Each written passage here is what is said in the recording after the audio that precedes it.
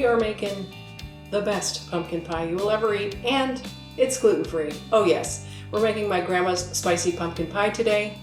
I love pumpkin, and it's fully pumpkin spice season, and it's my birthday month, so I'm super excited about it. Hey, I'm Carolyn, and this is the Chili Bakes gluten-free podcast and YouTube channel where I make gluten-free, where you won't miss the wheat. Can't say it, but I can bake it. Anyway, I'm going to show you how to make it too. This is a easy bake. You don't even have to make the crust if you don't want. I make an amazing gluten-free crust that I think you will love, but if you want to go the easy route and just buy the crust and make this incredible filling, that works too. You get to make it however you want. So I'm so glad you're here joining me again and hanging out with me in the kitchen. It's my favorite thing to do to bake, and I love sharing what I know about gluten-free baking with you. So let's get to baking. All right, let's talk ingredients and equipment. We are making a pumpkin pie. The crust and the recipe makes 2 full pumpkin pies. You can have the recipe.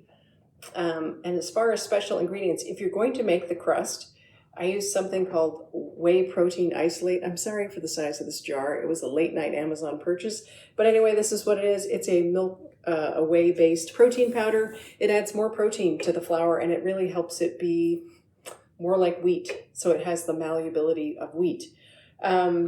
So there's that if you're going to make the crust. You need some shortening too. I don't love shortening, but I like it in the pie crust. It really serves a really good function. I believe it has a different melting point than the butter. And on to the filling. Libby's, that's my favorite pumpkin. It's got the best flavor. I love it. You need a big can. You don't quite use all of it, but you do need a big can. And then evaporated milk. I use evaporated milk instead of scalded milk like my grandma did, because I don't have to heat it up and scald it. I don't need an extra step. And also it adds a little richness, and it's easy, right? I use 1 can. So anyway, that's it for special equipment and ingredients. Obviously you need pie pans. A rolling pin's helpful, all that kind of regular baking stuff. So hopefully that helps. Ooh, and you're going to preheat your oven to 450 degrees, and it's going to be at that hot temperature for about 10 minutes when you put your pies in. So I just want to remind you of that beforehand, and then 10 minutes later you're going to turn it down to 325 and bake the pie the rest of the way in that. So letting you know early. Let's get started with the pie crust. This is 2 cups of cup-for-cup gluten-free multi-purpose flour. And we're doing 1 teaspoon of sweet rice flour. Always likes to stick. We're doing 1/2 teaspoon of salt, 1 teaspoon of sugar, granulated sugar, 1/4 teaspoon of xanthan gum, and 1 teaspoon of protein powder isolate. So it has no flavor. And then we're just going to whisk this well. You can do this in the Cuisinart, which is much, much quicker. I just thought I'd show you how to do it by hand. You just want to mix this pretty well. All right, so now we're adding 2 tablespoons of shortening. Get in there. And 2/3 a cup of cold butter cut into chunks. Oops, with the wrapper. Now, you can use a fork, squish them in, which is old school. That works well. It takes a while. You can use a pastry blender, which has nice blades, to cut that in to the butter. And then you have to periodically clean the butter out of the blades. Or you can use your fingertips. You can just press them in. It makes flat little pieces of butter there. And just go through that and make sure you distribute that shortening well too.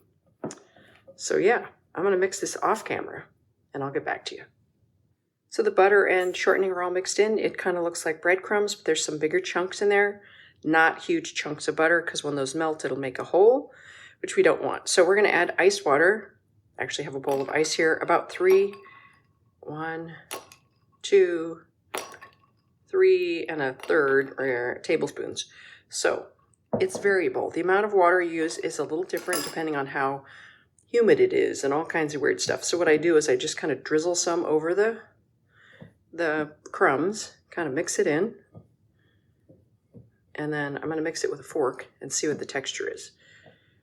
I'm going to leave a little bit in there in case this is enough. So let's see, we just want it to come together here.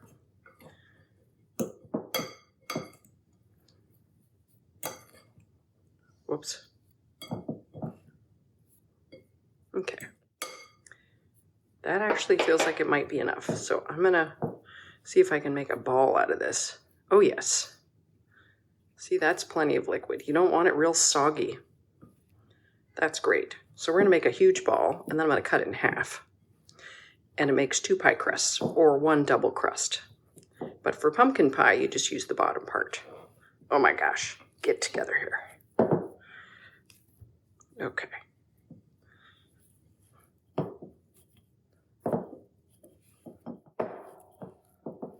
Alrighty, there we go. And there's your dough ball. All right, this makes 2 pie crusts, so I'm just gonna cut it in half-ish. I'm not very even with anything. Oh well. And I'm gonna put half of this away, and let's roll out this half. This dough is really easy to work with. And I'm just gonna dust it very lightly with flour. So today we're making pumpkin pie, but I'm always baking something amazing, delicious, and it's gluten-free. So if you love gluten-free, well, I don't know, does anyone love gluten-free? If you have to eat gluten-free and you want to eat delicious things that you can't tell are gluten-free, then you should hang out with me here. I'm really enjoying having you with me in the kitchen. Thank you so much for hanging out. If you love this podcast and YouTube channel, consider rating, reviewing, and subscribing. That really helps me out and lets me know what you're doing. Show me your bakes. I love to hear from people and see what they're up to and get their ideas and see what they think about mine. So thanks so much for being here. I really appreciate you. So here's the pumpkin filling. We're going to start with 3 cups of pumpkin puree, not pumpkin pie filling. I like Libby's. I know I'm going to keep saying that, but it makes a huge difference. This is a little less than a 15-ounce can. And then we're going to add a cup of white sugar and a cup of light brown sugar. And we're going to mix that. All right. Give the bowl a scrape. Make sure there's no giant lumps. All right. Now we're doing the spice mix. It is 1.5 teaspoons of ground ginger, 1.5 teaspoons of ground cinnamon, and 1/8 teaspoon of cloves. And a teaspoon of salt goes in. I'm going to mix that in. 2 tablespoons of dark molasses, or I guess all molasses is dark, isn't it? All right, and we have 4 eggs that we're adding. Large eggs. Give it a scrape. And we're almost done. So the last thing that goes in is 1 12-ounce can of evaporated milk. Not sweetened, condensed, evaporated. It just adds a rich flavor. Yeah, it's really good. And mix very slowly or it'll get everywhere. All right, 1 scrape. And we're going to mix it again. And this is the filling. It smells phenomenal. It's just beautiful, deep pumpkin color. The molasses and the spices. Oh my gosh, it smells amazing. And it is, yum. My favorite, absolute favorite pumpkin pie. So we're just going to divide the filling into there's the oven, the 2 pie shells.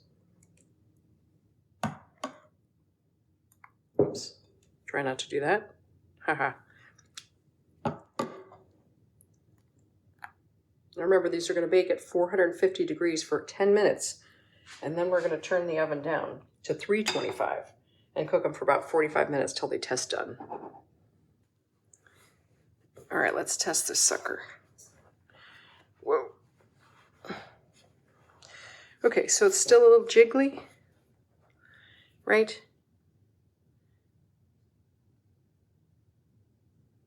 See how there's something sticking to it, but it's not perfectly clean. This is done, so we're taking it out. Let's check out this cooled pumpkin pie. So it is completely chilled. You want it totally cold before you serve it.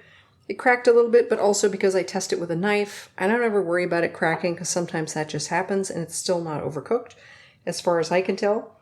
Here are the little pieces of extra crust. I just cut them into leaf shapes and then I sprinkled them with a little sugar, put a little cream on them and sugar and cinnamon to make them sort of fall shaped. And then I put those in the center. That's the only thing I really do to style this cheesecake because it's so pretty on its own. And then I can cover up my mistake. And there you go. Look how pretty and fall-based that looks. All right, and all that's left is to cut it and enjoy this beautiful bake. And I have fresh made whipped cream, because of course you need fresh whipped cream, right? All right, let's cut this thing.